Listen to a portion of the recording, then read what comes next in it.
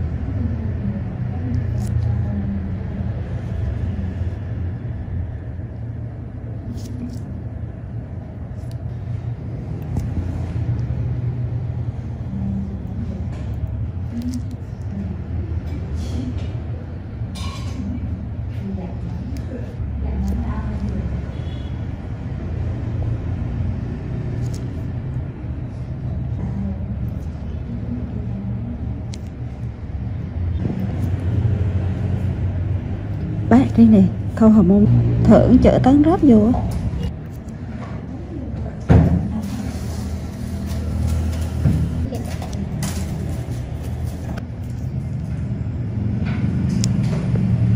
Tục cái đèn ra xíu.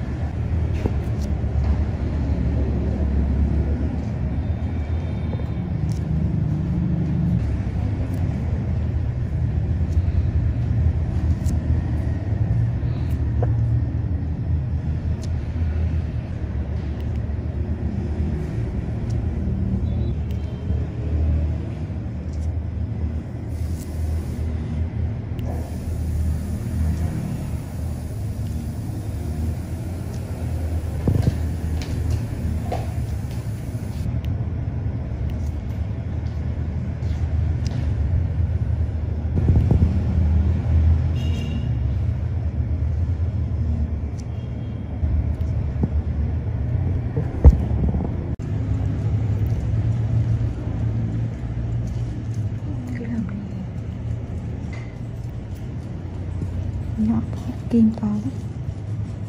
Được rồi, được rồi.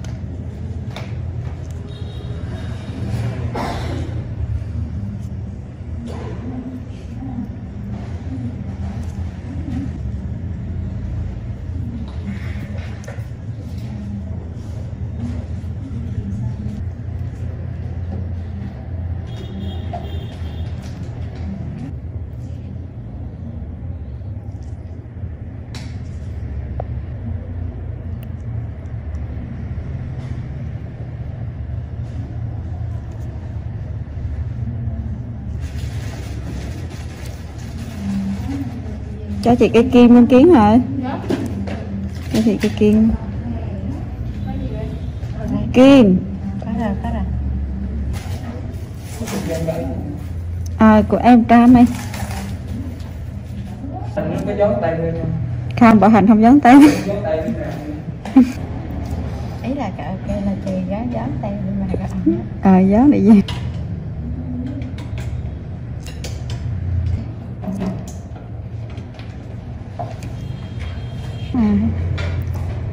Một cô đi bằng tàu lên tàu lái nó sướng.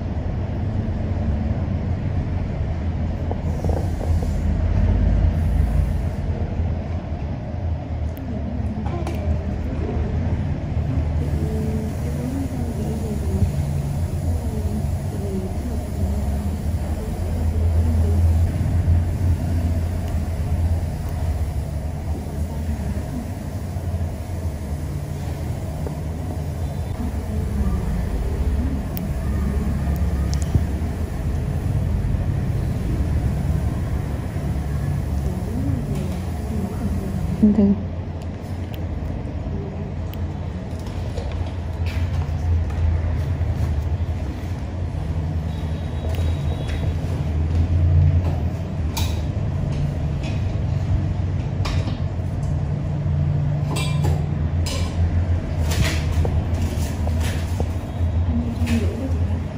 Của em 150 anh. Em có sức đo reading cho chị á. Không rồi.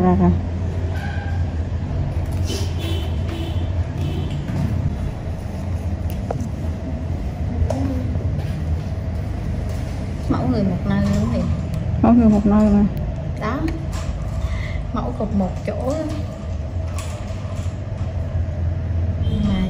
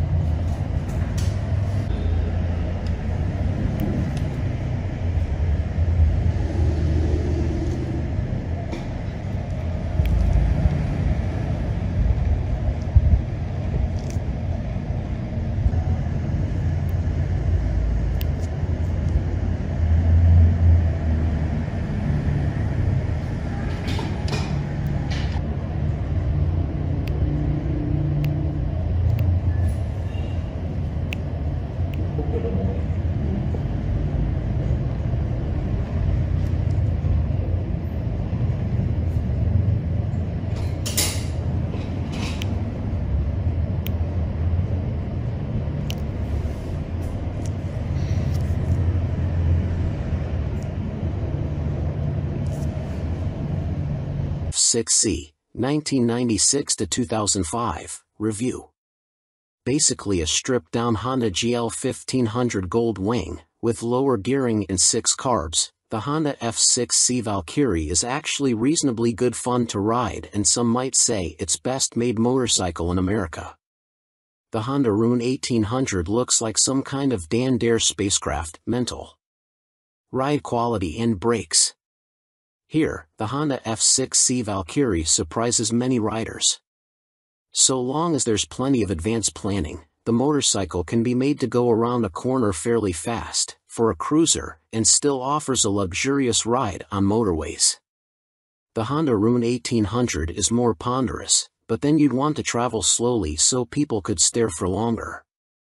The Honda Valkyrie's big problem for many cruiser riders is that it just isn't a V-twin. Instead, a burbling flat 6 Honda GL 1500 Gold Wing motor seems to sanitized for most, too damn quiet. Sure, the Honda F6C Valkyrie's 100 brake horsepower motor is enough to send the thing whizzing along in unfeasible speeds, but it's easily out-accelerated by the Triumph Rocket 3, any old Yamaha VMAX and a whole boatload of rival power cruiser motorcycles these days. The Rune 1800 isn't really any faster.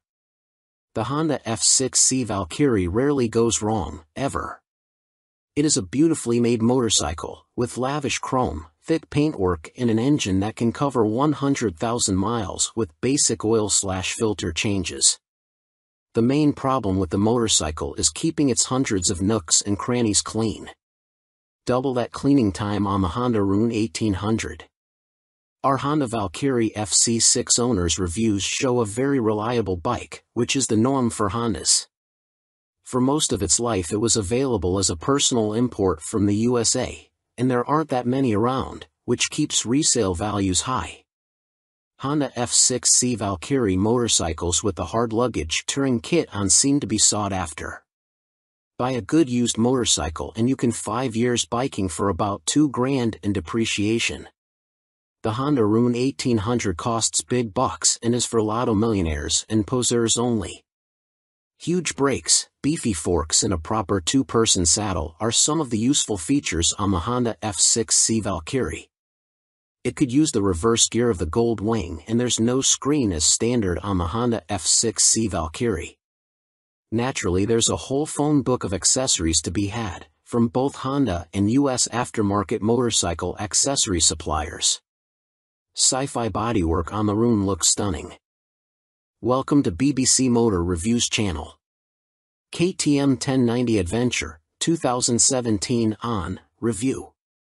The chassis copes with the extra power with ease. In fact, it feels like it could handle a further 25 brake horsepower. The conventional 48mm WP forks and WP rear shock work straight out of the box. The forks are non-adjustable, but on our test route that didn't pose any problems. A 170 section rear tire and the 1090's relatively low weight enable it to be hustled with ease. Boring it certainly isn't. Unfortunately, we had less than ideal conditions to test the new 1090, but wet riding did highlight the bike's rider friendliness and near perfect fueling at low speeds. There are 3 riding modes: Sport, Street, and Rain, with an optional off-road setting. Each mode changes the engine characteristics and level of traction control intervention. Although it's called the 1090, the engine is the same 1050 cubic centimeters motor as used in the outgoing 1050 Adventure. In the old model, KTM restricted it to 95 brake horsepower, but they've unleashed an extra 30 brake horsepower for the 1090, pushing peak power to 125 brake horsepower and torque to 80.4 ft-lb. On the road, it deals like KTM have thrown a bottle of vodka into the punch bowl along with a dozen cans of Red Bull. The 1090 is much livelier and more fun to ride, yet still has the ease of use of the original 1050. Confusingly, KTM also offer a 95 brake horsepower version of the 1090, which can then be restricted further to 47 brake horsepower for those on an A2 license. KTM's LC8 engine is a proven motor by now, with few problems to report, and KTM's Adventure family are well built. The 1090 Adventure comes in much cheaper than the more premium competition, without skimping on quality. The standard price of £11,299 is good value, although the bike we tested would have cost £12,800. As the 1090 is the baby of the Adventure range, the spec doesn't quite match that of its bigger brothers, but you do get 3 riding modes as standard: Sport, Street and Rain. An off-road setting can be unlocked with the optional off-road pack, £243 and 78 pence. Traction control and ABS are standard but not lean sensitive, and the TC can't be deactivated on the move. Old-style clocks remain. welcome to BBC Motor Reviews channel. Cinis Akuma 125, 2022 on review. Priced at £2,599, the Akuma significantly undercuts the popular Honda MSX 125 Grom, which is its obvious target. And though my preference is for traditional-looking bikes with a retro feel, like the WK Scrambler or Cinis' own Outlaw, after riding the updated Akuma I'm genuinely impressed. Ride quality and handling are altogether spot on, and though not the outright fastest, it's plenty quick enough. Yes, perhaps the seat leans you a bit too far forwards, and at 6 foot tall my knees are a bit high, but this aggressive style and involving feel make the Akuma a confidence-inspiring and solid first ride for any newcomer. If I wasn't a skint student on part-time wages, I'd buy one without a moment's hesitation. Can't say much more than that. For 2022, the Cinis has larger 14 inches wheels, upgraded from the previous 12 inches. Still small, they improve handling and give a stable feel around corners, while still making the Akuma very agile at low speed and in close quarters. The handling is smooth too, thanks to the suspension and low center of gravity, and with the seat pushing you forwards you can really feel every inch the bike. Leaning forwards into corners and tucking in on the straights, the Akuma might be a modern monkey bike but rides like, well, a proper bike. They call it the Mini Monster and it deserves the nickname, being a down-to-earth yet modern bike that both looks and rides the part. Being angled steeply forward means the seat does affect comfort, and with the abrupt shape of the tank you need to be gentle with the brakes. The Akuma is also very compact, it's physically smaller than my own WK Scrambler 50. However, although perhaps better suited to smaller riders, with its 820mm seat height the Cinis happily supports 6 feet of teenager. Both the front and rear brakes very good, and they're combined, which means the front is linked to the rear. There's no ABS, however. Being air-cooled instead of liquid-cooled doesn't really match the modern style of the Akuma, and with 9.7 brake horsepower it's not as powerful as other more modern bikes. However, this also means welcome simplicity and you'll get your money's worth of reliability. It's also fast enough. Accelerating sharply and with a more than adequate 67 miles per hour indicated top speed, the Akuma feels swift and has the smoothest, easiest gear change of any 125 cubic centimeters bike I've ridden. Most noticeable of all the Akuma's features is the 3-tiered exhaust. It's not just an eye-catching MV Agusta styling trick but 3 fully functioning pipes that sound ace as well as looking great. With aggressive shapes, new blacked-out finishes, steel trellis frame, which is non-structural, and its raised tank giving the look of an arched back and so resembling a big cat, go on, imagine, riding the Akuma makes me feel like I stand out from the crowd. Which is important for the teenage market. Switchgear, components and overall finish look and feel pretty good for a $2,500 bike. Some fasteners and smaller parts will need coating with anti-corrosion treatment for winter use, but that's true of some bikes costing 5 times as much. And overall the Cinis does a good job of disproving preconceptions about cheap, flimsy Chinese bikes. Honda's trendy MSX 125 Grom costs £3,849. Yes, it's a bit nicer finished than the Cinis and will hold its value better, but it's only got the same power, and the extra £1,300 over the Akuma can be a big ask for a cash-strapped teen. Benelli's TNT 125 is also made in China and costs the same as the Cinis. It's got a couple of horses more and a neat-looking trellis frame, but it's also a tad gaudy and in your face. Picking between them is as much down to their image and personal preference as anything else. Tech fan? You'll be interested to learn that the display now has multiple color options as well as brightness settings. At first, I thought it was just another knick-knack, however it is helpful especially in changing weather or when looking through a tinted visor. And it's like socks with days of the week on, every day can be a new color. The display is also crystal clear and comes with a small array of function as expected: time, trip, odometer. Something that I quite like are the large buttons that the Cinis uses. None of this tapping the wrong control malarkey, just big simple buttons, easy as you like. 2019, Cine's Akuma launched late in the year as a 2020 model. Modern monkey bike with air-cooled 4-stroke single and 12-inch wheels. 2022, upgraded with larger wheels, jazzy new clocks, plus more refined styling and colors. Replacing the stock bike's KYB suspension, the SP features Gen 2 Öhlins semi-active suspension, NIX30 SV forks and a TTX36 SV shock, which automatically controls the damping levels while leaving spring preload manually adjustable.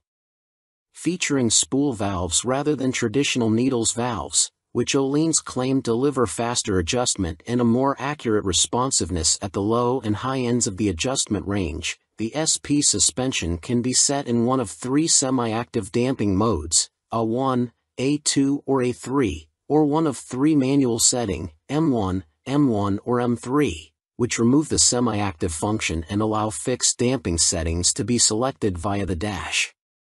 An incredibly impressive system, the semi-active suspension responds to undulations in the road surface instantly, smoothing them out and making the SP feel like it is gliding over the bumps.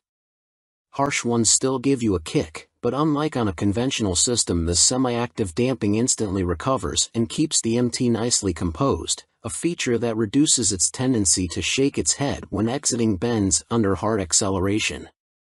On the UK's roads, A2 is the best option for bumpy B roads where A1 suits fast smoother road better and A3 is more for straight line cruising, as when the pace ups it feels a bit soft at the rear end. And the SP's brakes are better too. Fitting braided steel lines can make a bike's brakes feel horribly dead at the lever as they lack rubber lines comforting initial squish. However, on the SP there is still enough feel to allow you to apply small amounts of pressure accurately via the new Brembo Radial Master cylinder. They don't scream race bike and aren't as fierce in their bite as some rivals' setups, but are fine for use on the road, and it is great to see the SP and stock MT now featuring cornering ABS thanks to the addition of an IMU in this latest generation. Good and bad news with the new Euro 5 compliant engine. Starting with the good, thanks to the revised fuel injection system, the throttle response is now smooth. In B mode, A mode is still a bit too aggressive for road use, and the crossplane's enhanced mid-range surge of power is staggering, as is the wonderful offbeat sound, which has been tuned through a new intake system and feel.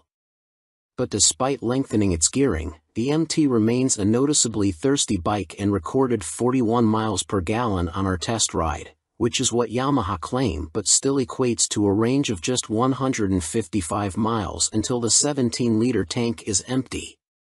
If you opt for the SP, alongside the Öhlins suspension you gain braided steel brake lines as standard, as well as a 3-piece belly cowl, black bars and levers, and a stitched seat. Unlike the stock bike, which comes in 3 color options, cyan, blue and black, the SP is only available in Icon Performance, and it also features a polished metal finish on its swing arm where the stock bike has a black painted one. Everything else, including the engine and electronics package, is identical between the 2 MT10 models, which is good news for MT10 owners but a bit disappointing for SP owners who may feel like they deserve something extra to brag about aside from suspension. Which brings up the question of price. The MT10 SP costs £2,500 more than the stock MT10 at £16,000, which is tantalizingly close, especially when you look at a finance package. On a PCP deal after a £3,000 area deposit, you are looking at paying about £35 a month more for the SP when compared to the stock bike. That's about the price of a takeaway meal for 2 every month, which seems a small sacrifice to gain that all-important Öhlins bling. In terms of running costs, both the SP and stock MT10 have the same poor fuel economy and cost roughly the same to insure and service, so that's not a factor in ownership, and the SP should hold its residual value a bit better.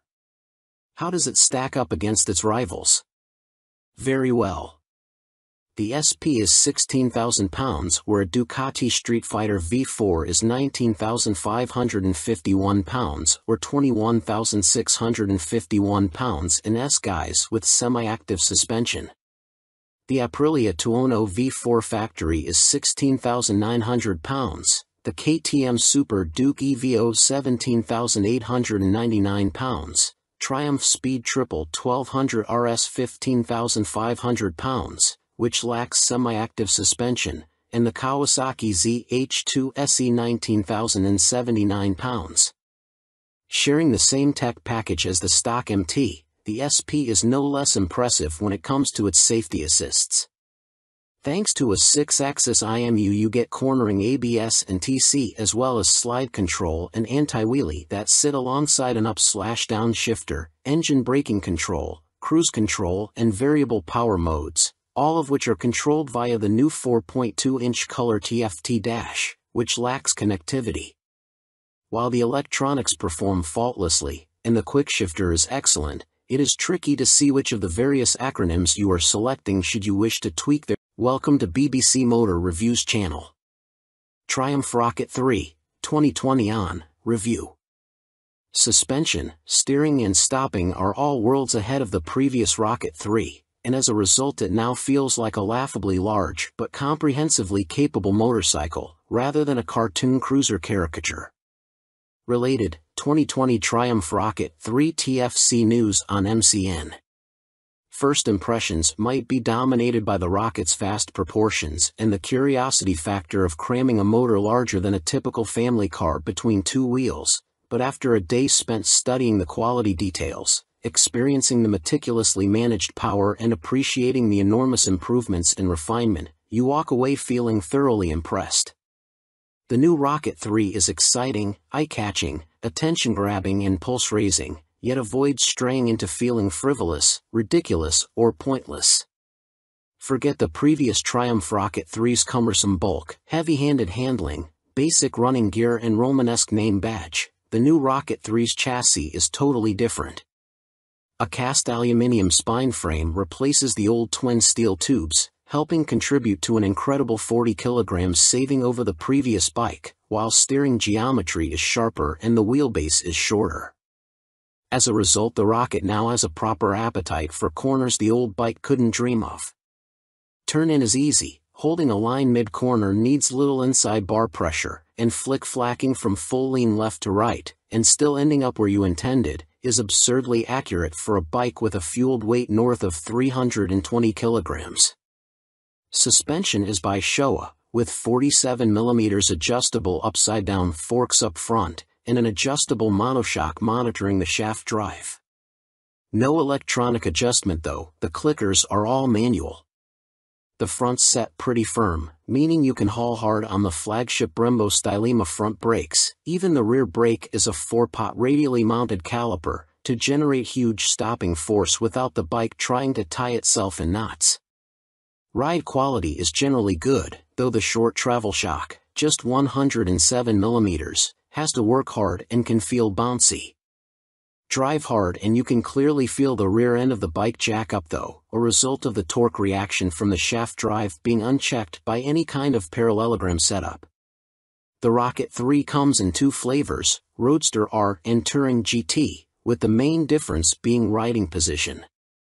The R has a higher seat, mid-set foot pegs and narrower bars, giving a more aggressive Street Fighter stance, while the GT's lower seat, feet-forward controls and wider, higher bars give a relaxed, cruiser feel. Everything is transferable between the bikes, meaning you can create whatever kind of muscle-power touring cruiser you like.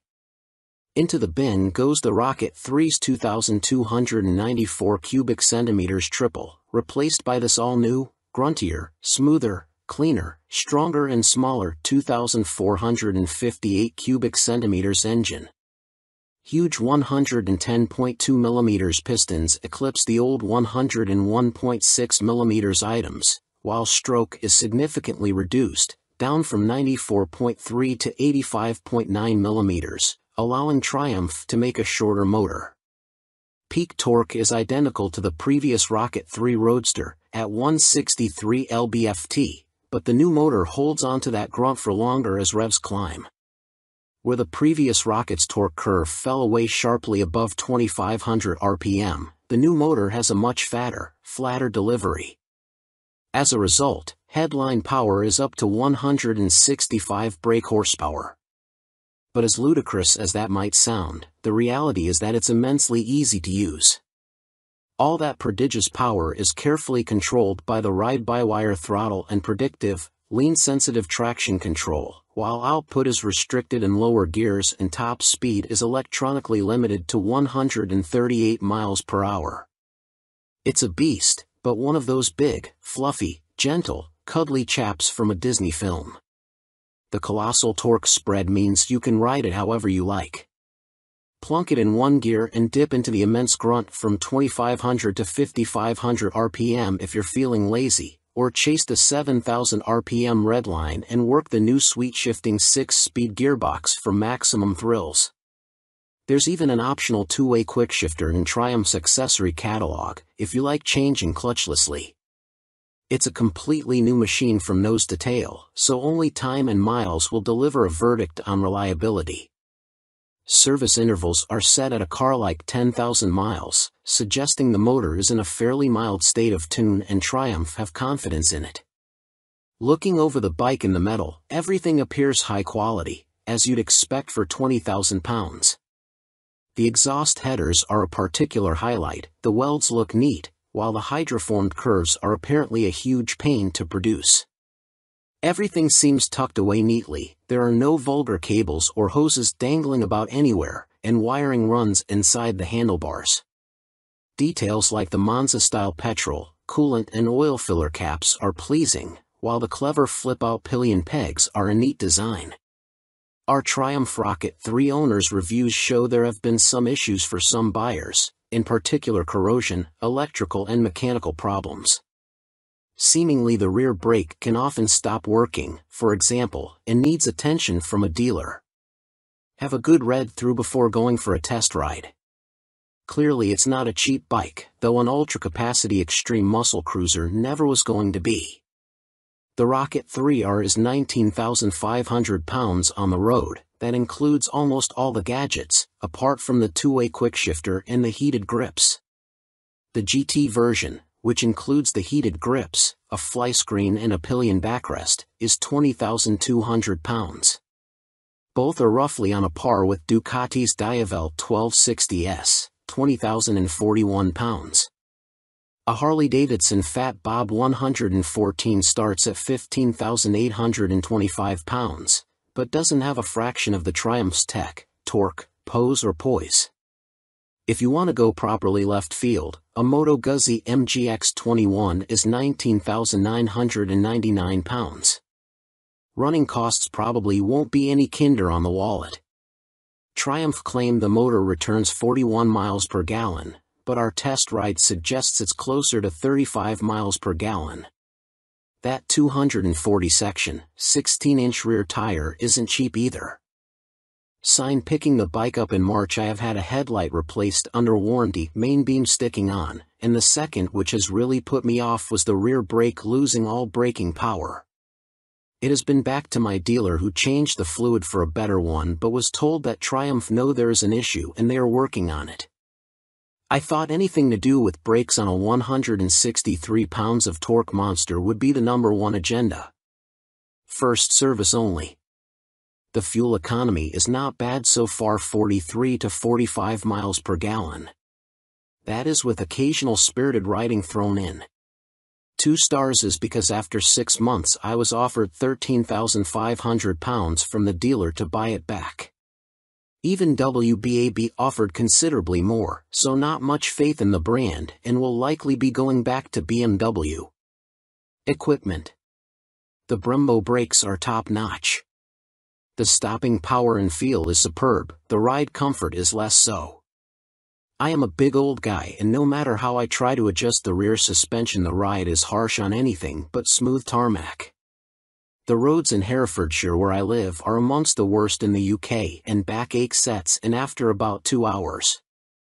I have purchased an Airhawk DS seat pad which has transformed the comfort but it's still not all day comfy like my old Rocket. The tank is so wide you have to ride legs apart which at motorway speeds the wind blast makes your hips ache trying to keep tucked in. In the end I made and fitted a pair of Perspex front fork air deflectors to solve the discomfort. I didn't go for the quick shifter or the navigation package, as for me they don't offer much in the way of the overall riding experience. The TFT display is good, but on some settings it is too fussy and hard to read. I opt for the screen that shows speed, revs, gear selection and fuel status. That's enough for me. There are a few niggles with this bike that could be better. The original screen doesn't give much wind protection and the rear hugger design is total crap. In the rain you get covered in road crud halfway up your back. I bought an aftermarket hugger which left some wiring exposed, so I ended up fitting this over the top of the original hugger. Problem solved. I purchased the accessory panniers and rear rack to give the bike some touring capability. These panniers are okay, but are quite small and are not as rigid as I would have liked. The optional rear rack is stated as only good for 3 kilograms, which means fitting my fully loaded Kuryakyn Grand Tour bag on the rear may be more than it can withstand. Guess I will soon find out, as there is little room on the pillion seat. One of the best design features on this bike are the fold-away pillion foot pegs and the folding pannier mounts. If anyone is thinking about buying this bike for some serious touring, then you will need a few aftermarket bits to iron out its touring limitations. Welcome to BBC Motor Reviews channel. Yamaha Fazer 600, 1998 to 2004, Review and Used Buying Guide. Related, Easy Fit Kit turns Yamaha Fazer 600 into retro race rep. In fact, since Yamaha stopped the FZS 600 Fazer's production in 2003, it has taken them until the launch of the Tracer 700 to replicate the Fazer's magic formula. However, in 1999 the Yamaha Fazer 600 was the best-selling bike in its class, and by 2002 the firm had sold over 83,000 units. There's a reason the Yamaha Fazer has such a strong following. As soon as its wheels start to turn you are right at home. It is ease personified, and most of this warm feeling comes from the wonderful motor. With the Fazer, Yamaha got the basics right, and that's what makes it such a great bike. The tank range is long, the seat comfortable, the fairing effective, the brake sharp and the motor strong in the mid-range and extremely reliable. The suspension may be a bit baggy, but if that's the Yamaha Fazer's only real fault 22 years after it was launched, then that's not bad going. Useful Yamaha Fazer 600 specialists include www.foc-u.co.uk and yamahaclub.com. Read on for our full used buying guide. Ride quality and brakes. Launch impressions. When you push the Yamaha Fazer 600 to the limit, which is easy with those blue dot or 1 brakes up front, it dives a little bit and loads up the front end. It waggles a bit, but the handling is generally confidence-inspiring, and if you take it steady you could ride to Budapest on a Yamaha FZS 600 Fazer and feel no severe aches or pains. Yamaha Fazer 600, what does it ride like now? With limited suspension adjustment, post-2000 models have variable damping in their forks. The Yamaha Fazer is a bit wobbly in the corners, and the Sumitomo calipers shared with the R1 quickly overwhelm the forks when you brake hard. But where on some bikes this is an annoyance, on the Fazer it makes you giggle and adds to the amusement factor. There's just under 100 brake horsepower in the Yamaha FZS 600 Fazer's detuned Thundercat 600 cubic centimeters, 4-cylinder engine, and that's plenty for backroad fun, as well as motorway commuting if needs be. The Yamaha FZS 600 Fazer delivers its power in a wide spread, and the 6-speed gearbox is there if you feel like playing tag with sports bikes. Yamaha Fazer 600, what's the drivetrain like now? The inline-4 is beautifully smooth and has that lovely mid-range pull you get with an old long-stroke unit. It's not revvy or buzzy like the FZ6's engine, it's just silky smooth and full of drive. The gearbox may be showing its age, the linkage is notoriously sloppy when worn, but it clunks into gear with a reassuringly solid feel, and the bike is more than happy to break the national speed limit when asked. The Yamaha Fazer is a fairly well-made motorcycle, and except for the black painted downpipes rotting away, or the brake calipers seizing up, the Yamaha Fazer doesn't suffer big problems. It can rack up very high miles with regular servicing. Apart from its thirst for fuel, it would make a great dispatcher's motorcycle. Yamaha Phaser 600 reliability. We've got a whopping 52 Yamaha Phaser 600 owners reviews on the site, and the bike scores 4.6 stars out of 5 overall, with the same score for build quality and reliability. This is an incredibly high score, meaning it's safe to say you can depend on the Phaser 600. Minor issues include the Phaser lacking more modern equipment such as more electronics, but this is an old bike now. You can't expect the world. Its value more than matches its spec. Yamaha Phaser 600 common problems. Early ignition barrels aren't very strong. Check it works smoothly and that the ignition key works the fuel cap and seat lock. The headlight bracket bends if the bike is in an accident and few people replace it, so always check the fairing looks square on the bike. The steel swing arm can trap water and rot around the chain adjusters, so inspect this area well for any obvious rust damage. The Phaser has a 110/70 front tire and as a result tire choice is limited. You can fit a 120/70. But this can interfere with the mudguard. Yamaha Phaser 600, a mechanic's take. By Chris Spinks, Chief Instructor, Metropolis Training School. The key factor when buying a used FCS 600 Phaser is seeing if it goes into second gear. First gear on the Phaser is quite short and the jump to second puts a lot of strain on the gearbox. This can cause the second gear selector fork to bend, and that leads to a really stiff change and eventually a broken gearbox. On a cheap bike such as a used Phaser, that can write the bike off as replacing it is not economically viable as a complete gasket kit costs £500. That said, when I destroyed my Phaser's gearbox on a track day, I bought a new motor for £400 and swapping them over was fairly simple. The sprocket retaining nut is a classic Phaser fault and well documented. The nut comes loose, the sprocket slides off the shaft and then sits on the threaded part of the output shaft. People think the clutch is gone and rev the motor, which causes the sprocket to strip all the threads off the shaft. You can slide the sprocket back on and spot weld it in place, but you need to be careful not to overheat the seals. As long as you fit the nut correctly using the locking washer you should be fine, although Yamaha did release a deeper threaded nut and this sorts the issue. The lights on the Phaser are poor, but on the 1998-9 model the bulb vibrates and creates a white powder that fills up the lenses. This is impossible to remove and makes the light even worse. Some owners change the lume to convert the Phaser to twin headlights, which is very easy, but you need to tilt the main beam down or it will fail an MOT. After 15,000 miles the shock will be duff. I'd recommend getting the forks rebuilt and buying an aftermarket shock. Don't be tempted to go for a stiff fork springs. I've found softer ones works better. When it comes to the finish, the paint likes to flake off from the engine's fins, so don't jet wash the engine and check the downpipes. The motor is totally bulletproof, but the cam chain tensioner can need changing and it is a nightmare to get to. At the end of the day, a well-looked-after Phaser is a brilliant buy and totally reliable. At the training school we would see them cover over 65,000 trouble-free miles with only oil changes. Extrema Makeover, Aprilia put the RS660 on a diet for a limited edition focused model.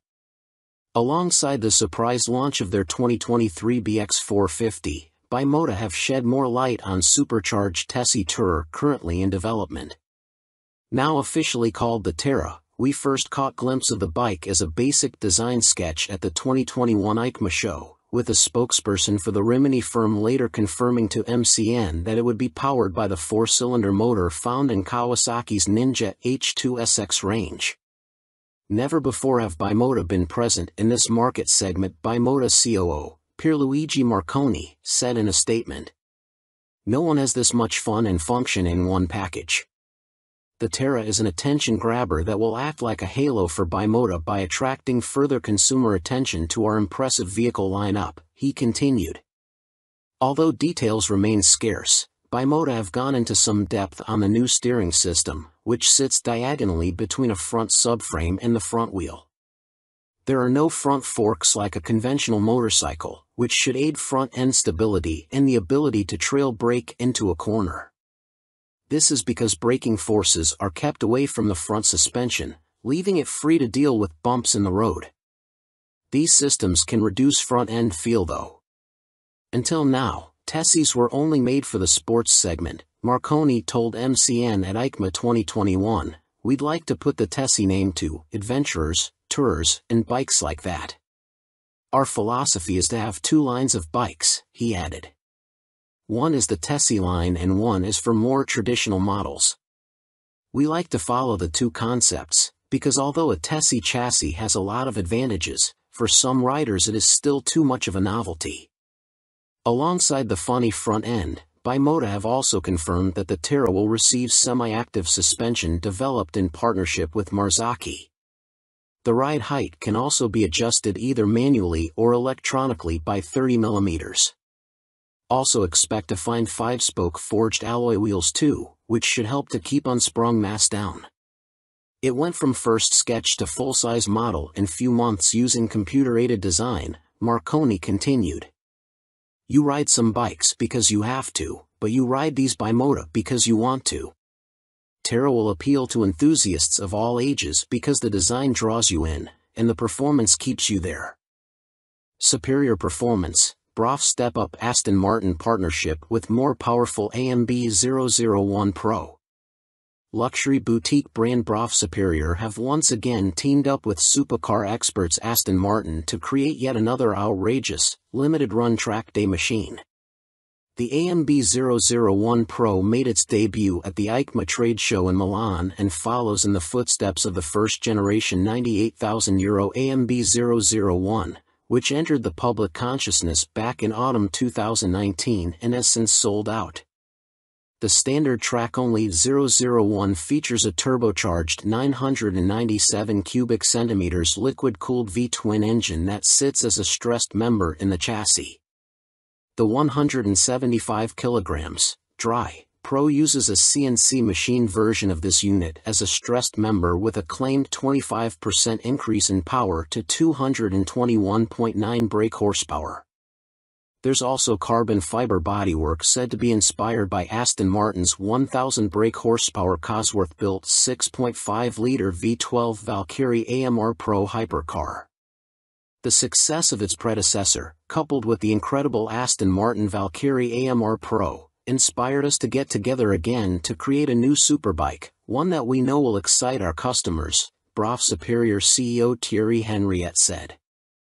We are particularly proud of the new engine type, with a crankcase fully machined from solid billet aluminium, which is a unique feature for a production motorcycle. With the marked increase in power, this takes AMB 001 Pro into the hyperbike sector. Machined from AL 5000 solid billet aluminium alloy, the uprated motor also gets a new cylinder design, with wet cylinder liners for greater cooling, which should help with the longevity over prolonged hard use. Limited to 88 units in total, the Pro will not be homologated for the road and will be built by hand at the BROF factory in Toulouse, France. Orders are now being taken, with the first deliveries expected in the final quarter of 2023. The bike shown at EICMA was a prototype. It's a beautifully simple formula. Form plus technology equals performance, Marek Reichman, Executive Vice President and Chief Creative Officer of Aston Martin, said. We've achieved this fluidity again with BROF Superior for those who desire a track superbike like none other. The rider is part of this moving sculpture and will literally feel as though they are part of the track when laying atop the AMB 001 Pro. But it's not all about engine performance. A quick glance at the side profile of the Pro reveals more extreme bodywork, with a more pronounced tail, winglets, and a rear carbon disc wheel design. There's still next to no front wind protection though, which could be unpleasant at speed and take away from the riding experience. Gone is the underslung exhaust exit from the standard 001-2, with a single pipe on the right side of the bike protruding above the fat 200 section rear tire and shark-like aero wing.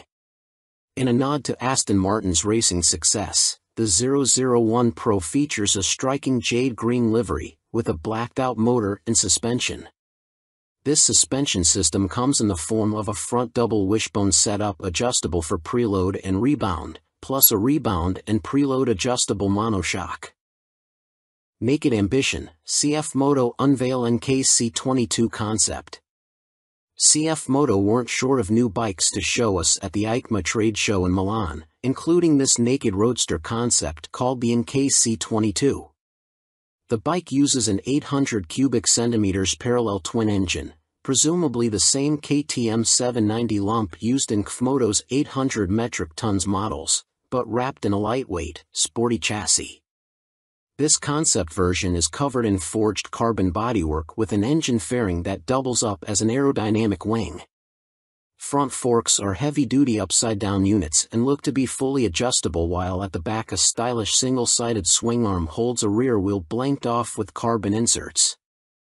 CF Moto reside at the economical end of the motorcycle market, and so even this concept version gets J.1 brakes rather than the full Brembos used on last year's track-focused SRC21 concept.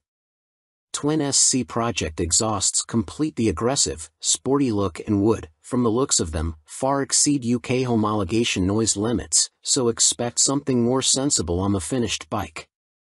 The M button on the left switchgear and the word Street on the bottom of the TFT dash display suggest that a selection of rider modes is available with up and down buttons for cruise control also included. And the telltale phone symbol elsewhere on the screen means there's smartphone connectivity, too. CF Moto reside at the economical end of the motorcycle market, and so even this concept version gets J.1 brakes rather than the full Brembos used on last year's track-focused SRC21 concept.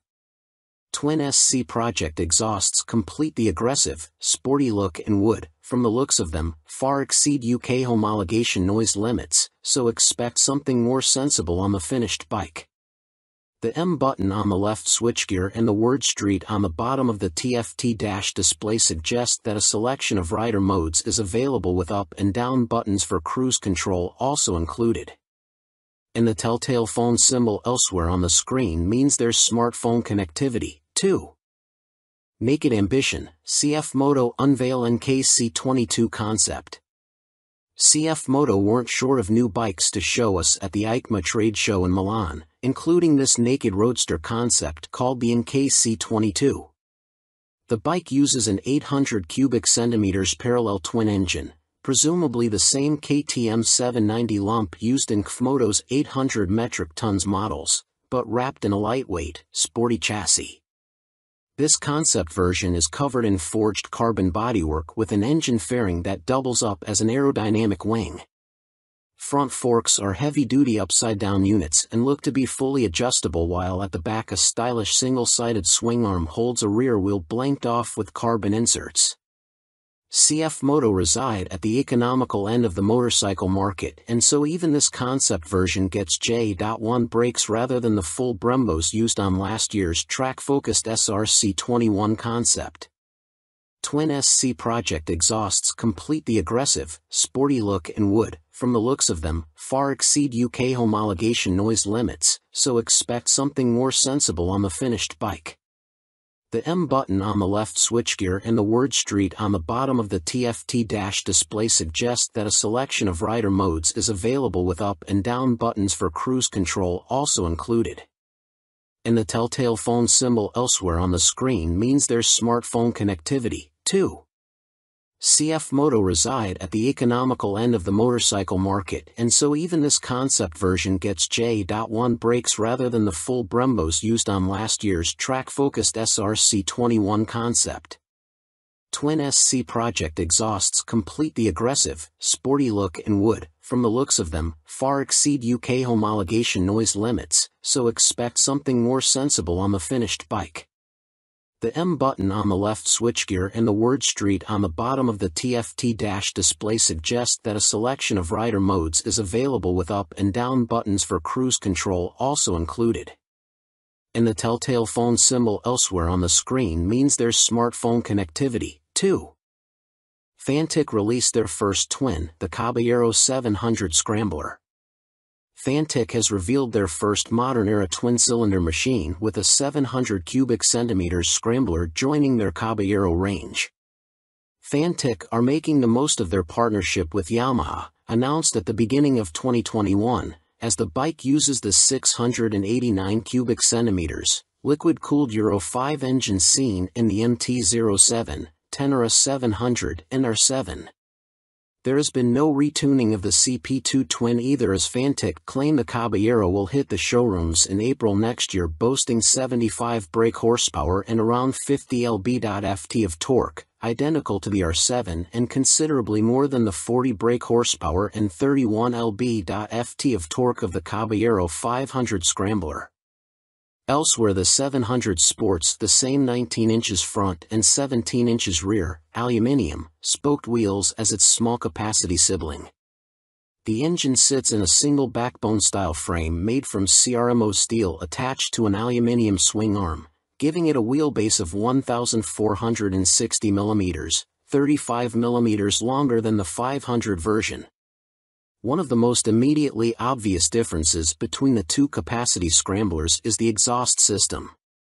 The new 2-into-1-into-2 setup runs under the engine, over the swing arm to exit in roughly the same position. Both machines have a seat height of around 830 mm. Connecting frame to wheel will be a 45 mm upside-down fork made by VRM Marzocchi. The Italian manufacturer also supplies the rear monoshock with preload adjustment. Brembo is the manufacturer of choice for the calipers, with a 4-piston unit gripping the 330 mm front disc and a 2-piston, 245 mm setup on the rear. In another first for Fantic, cornering ABS will be standard on the 700. The system will sense the bike's lean angle and fine-tune the braking response accordingly. Traction control also makes its debut to the Fantic lineup, with both rider aids and 3 rider modes, road, off-road and custom, manipulated via a 3.5 inches TFT display with Bluetooth connectivity. A 14-liter fuel tank may be a little on the small side, although the claimed 180 kg curb weight should prove competitive when it comes to commuting or a bit of backlane scratching. An expected price tag of around £9,000 may put some off, although stylish looks, proven engine and handling potential could tempt many. Stuart Prestige. By Stuart Prestige. All-weather rider with a penchant for long tours and hours in the saddle. You may also like. Honda released £30,000 limited edition McGuinness 100th TT Star Replica Fireblade SP. Who do you think you are, John McGuinness? Well, now you really can live out your TT fantasies, as Honda reveal they will build 30 examples of this CBR 1000RR Fireblade SP John McGuinness 100th TT Start Replica Edition in celebration of the road racing legend's phenomenal accomplishments on the island. The headline visual difference from the stock bike is the bold replica of the paint job John raced with for his 100th TT Start. But this is more than just a replica paint job, there's a whole host of other upgrades to add to the exclusivity. The stars align for me to be back on a Honda Fireblade for my 100th TT Start, says McGuinness. It's an awesome bike and has meant so much to me over my career. I'm proud of my connection with its place in TT history and of this, my replica.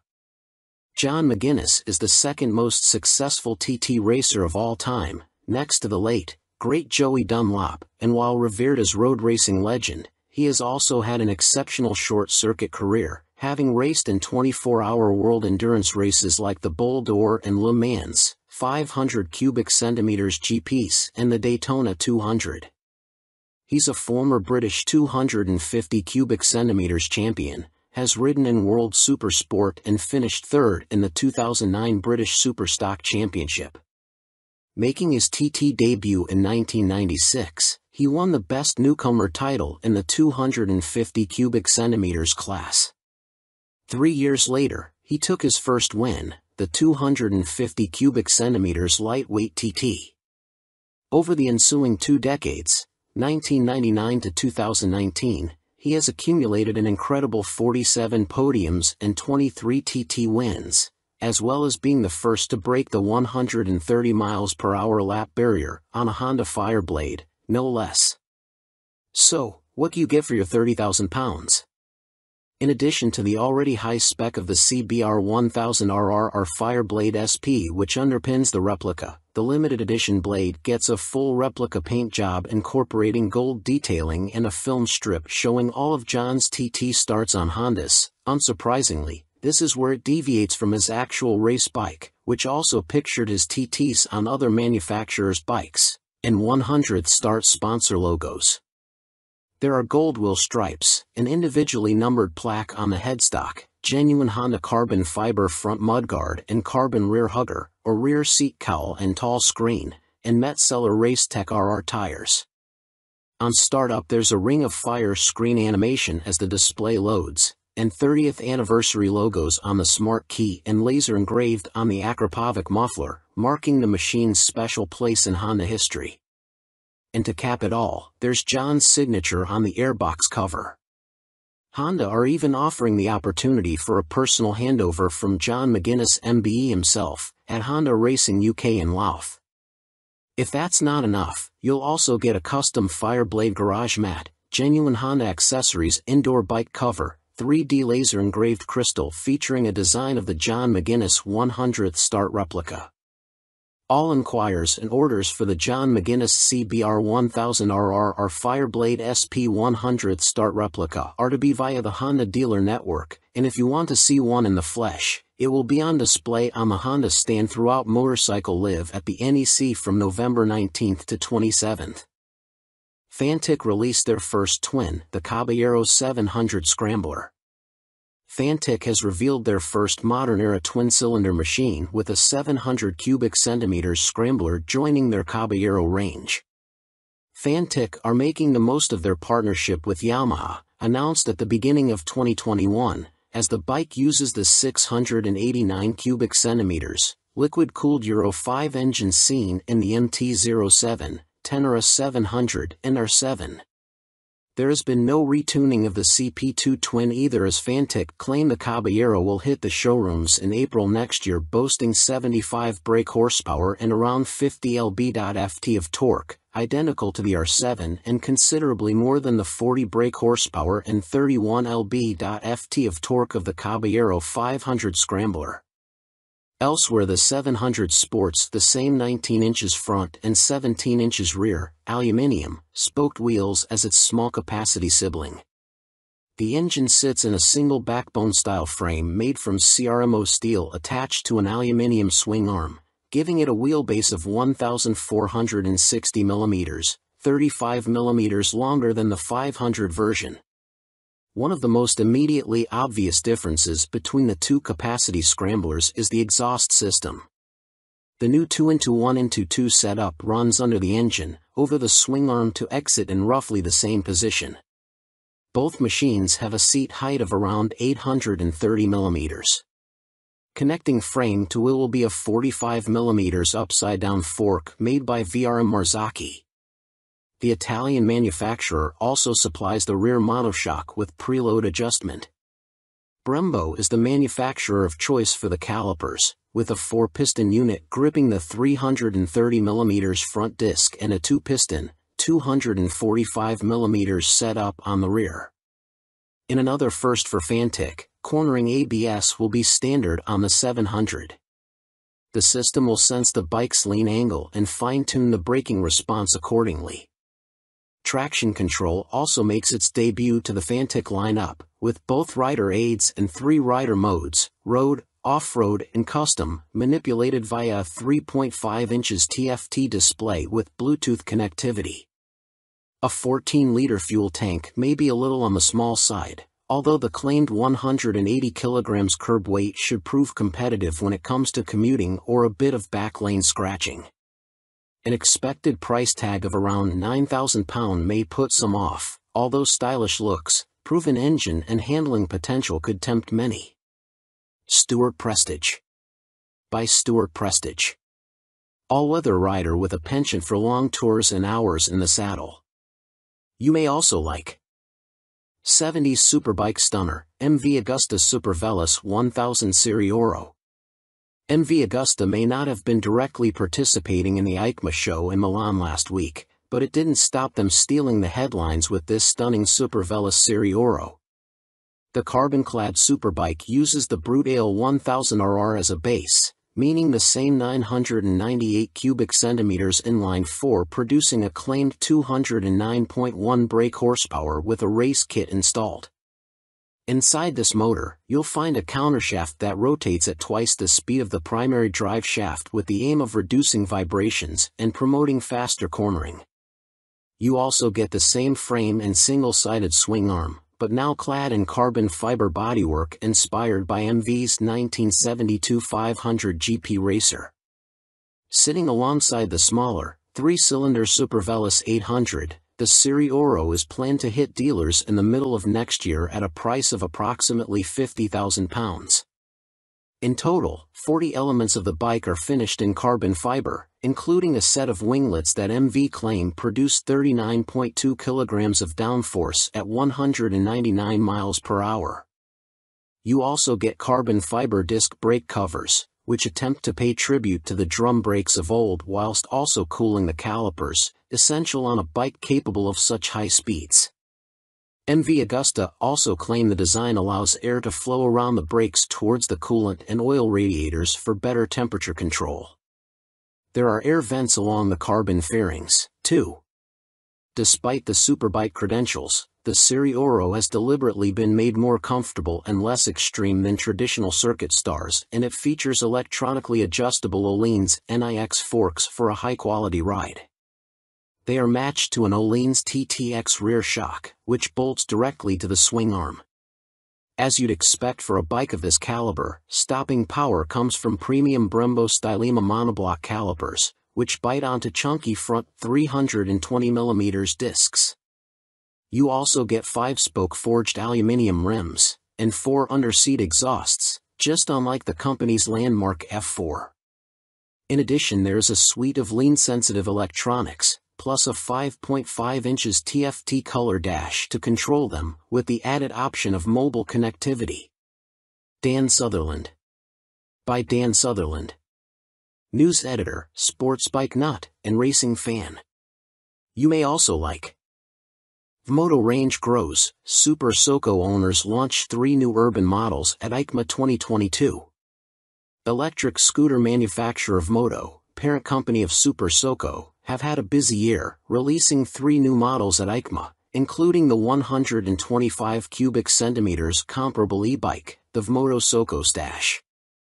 The release of the production model comes just a year after the unveiling of the prototype, with the bike so named due to its multifunctional storage compartment, housed in the fuel tank, large enough for a full-face helmet or other accessories. At its heart is an electric motor producing an average 8 kilowatts with a peak of 15 kilowatts. This propels the Vmoto Stash to a top speed of 75 miles per hour when the boost is deployed. 68 miles per hour is on tap without the boost. A 72V removable battery provides the juice and can be charged using a fast charger in a conventional 3-pin plug in 3.5 hours. Charging without the fast charger will take between 5 and 6 hours. No range specifications have been released, but expect it to have the same 30-mile capacity of the Super Soco TS Street Hunter, which has the same top speed capability. A newly designed swing arm pivots off a solid, lightweight frame, driving a 17-inch rear wheel. A 17-incher is also fitted on the front, and ABS disc braking is standard.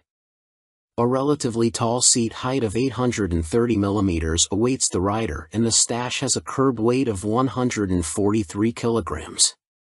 The company also unveiled their first dirt bike-style machine, which weighs in at just 84 kilograms. The machine comes in 2 models, the Vmoto On-R, which comes with road tires, or the OFFR, which is equipped with knoblet tires. The On-R/OFFR can be set up in either L1 configuration, comparable to a 50 cubic centimeters machine, or L3, which mimics a 125 cubic centimeters. In the L3 iteration, the bike can reach speeds topping 50 miles per hour, while the L1 configuration limits the top end to just under 30 miles per hour. Vmoto claim a range of up to 90 miles with recharge times taking 2 hours for the L1 configuration and 3 hours for the speedier L3. A die-cast aluminium frame cradles the 8 kW motor, producing a claimed 190 feet-per-pound of instant torque. A swing arm with a single rear damper secures the belt-driven, rear-spoked wheel. No retail price has been provided.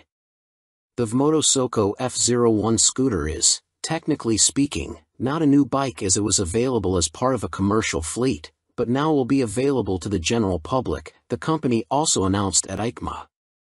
The urban commuter will, like the ON/OFFR models, will be available as an L1 or L3 configuration.